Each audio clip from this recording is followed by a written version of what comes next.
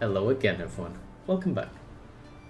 So today I want to talk a little bit about the changes I've made to arakaali's fang, Necromancer, from my latest video. And there's been quite a few people asking for a Mageblood setup, a more defensive setup, and just general questions that I'm hoping to answer here today. So at this point I've put a lot more currency into the character. There's a few changes that are very important. Let's have a look at the character. First and foremost, similar levels of life and energy shield, still same level. And very much still the same, apart from on the defensive side. So, as you can see here, we have a Mageblood on at this point. Quickly addressing that, people really want a Mageblood setup. To have a Mageblood, you are looking at dropping Flesh Offering. To drop Flesh Offering from your 6th link, you really want to still have poison damage capped. To have poison damage capped, the easiest and probably the cheapest way you can do that is by just getting better Ghastly Eye Jewels.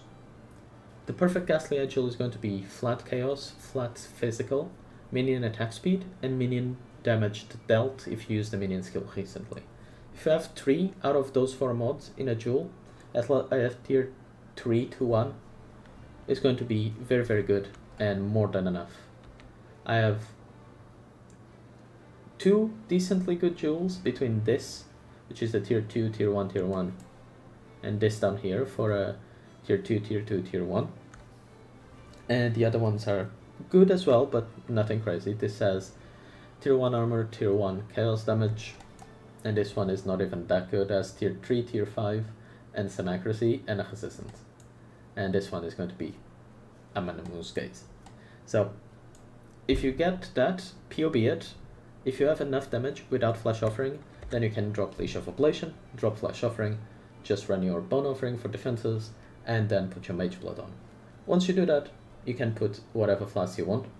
I really like both the Ruby and Topaz, and Granite is very good because we're now trying to stack a little bit of armor. I'll talk about that in a second.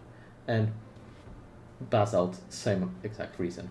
On suffixes, I like to have 1 Steady Immune, 2 Curse. Armor is really, really good. And then lastly, I have Ignite because it's the only thing in ailments that I'm not immune to. If you are doing any Magic Find setups, you can swap out your Basalt for a gold with 30% increased rarity of items found. So I have 51 by default from my rings, and with this flask on it goes up to 165% rarity, so it's very, very nice. On your unique, I like the Days of Hate.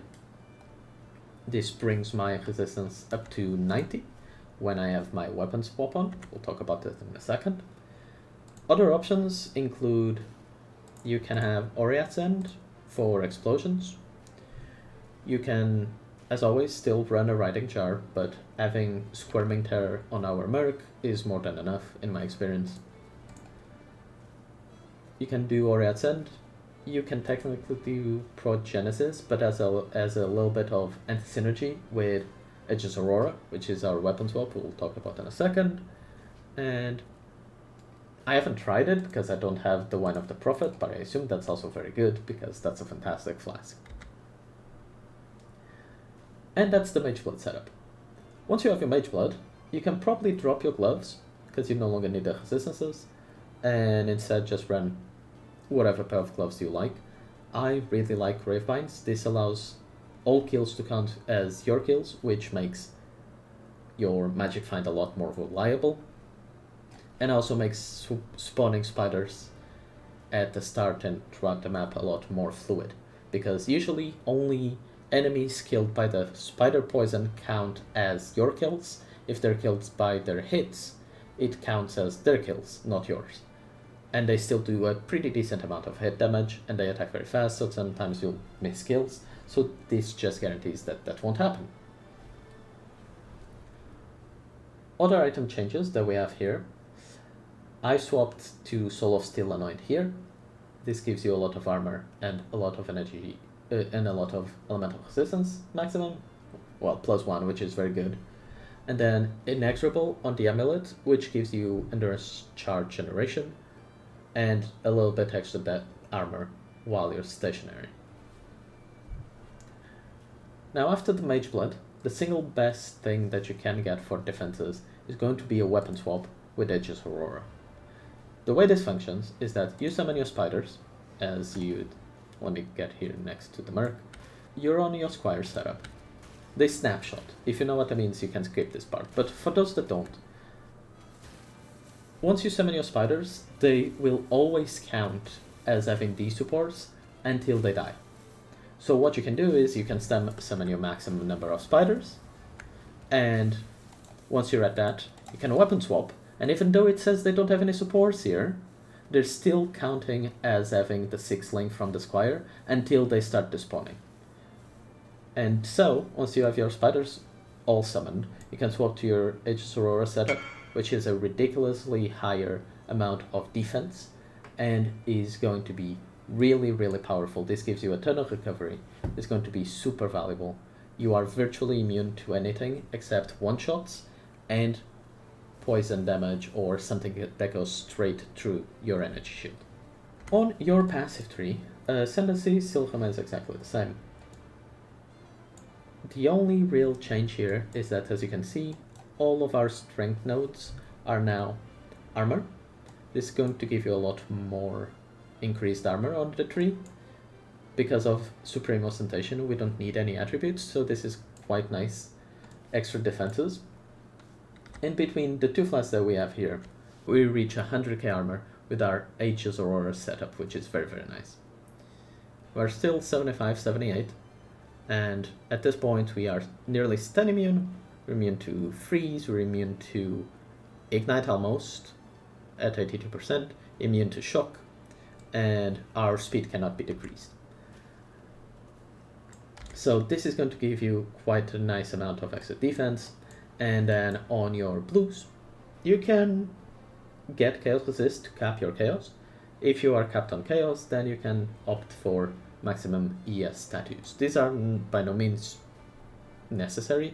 Each one of these is actually giving me about 30 to 40 energy shields, so I just stopped getting them because it's about the divine for each and felt entirely unnecessary.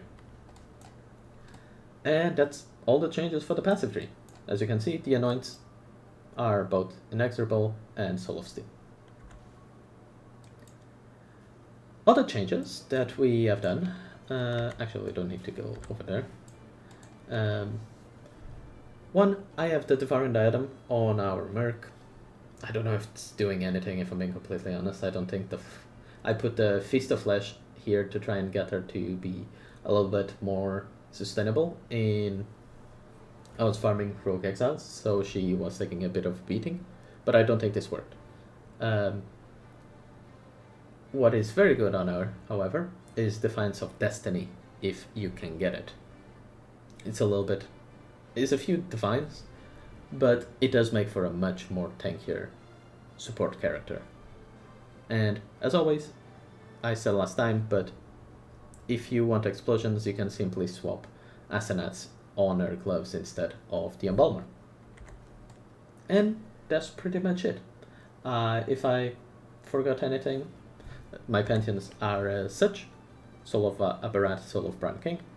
Although I usually swap Soul of Brand King because I'm stun immune from here to either Lunaris or Solaris accordingly to what I feel like. If I'm doing a boss, Solaris is much better. And if I feel like Lunaris is necessary for something like I'm getting surrounded or something like that, I can swap to that. And that's pretty much everything. If you have any further questions, do let me know in the comments. If not, thank you so much. I hope this helped. If you would like to support the channel, consider subscribing so the channel keeps growing. Thank you, and I'll catch you all later. Bye bye.